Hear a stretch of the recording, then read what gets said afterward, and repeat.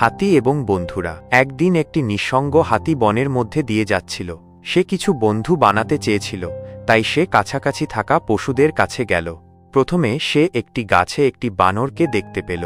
সে জিজ্ঞাসা করল, তুমি কি আমার বন্ধু হবে? বানর উত্তর দিল, তুমি আমার মতো গাছে দুলতে পারো না, তুমি অনেক বড়, দুঃখিত। এরপর হাতিটি একটি খরগোশকে দেখতে পেল।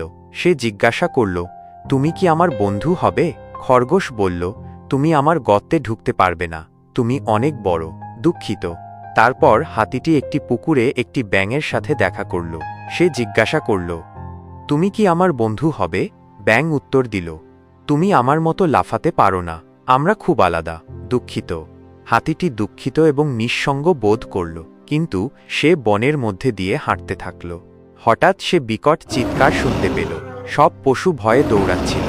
একটি বাঘ বনে প্রবেশ করেছিল এবং ছোট ছোট পশুদের আক্রমণ করছিল। বানর, খরগোশ এবং ব্যাঙ সবাই লুকিয়েছিল। হাতিটি বাঘের দিকে ছুটে গেল এবং জোরে গর্জন করল। সে বাঘকে বন ছেড়ে চলে যেতে সতর্ক করল। বাঘ আক্রমণ করার চেষ্টা করল, কিন্তু হাতি তার শক্তি দিয়ে তাকে তাড়িয়ে দিল। শীঘ্রই বন আবার নিরাপদ হয়ে গেল। পশুরা বেরিয়ে এসে হাতির জন্য উল্লাস করল। তারা বলল, আমাদের বাঁচানোর জন্য তোমাকে ধন্যবাদ, তুমি আমাদের সত্যিকারের বন্ধু।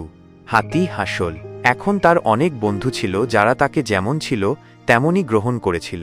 নীতিবাক্য: সত্যিকারের বন্ধুরা আপনাকে যেমন আছেন তেমনই গ্রহণ করে।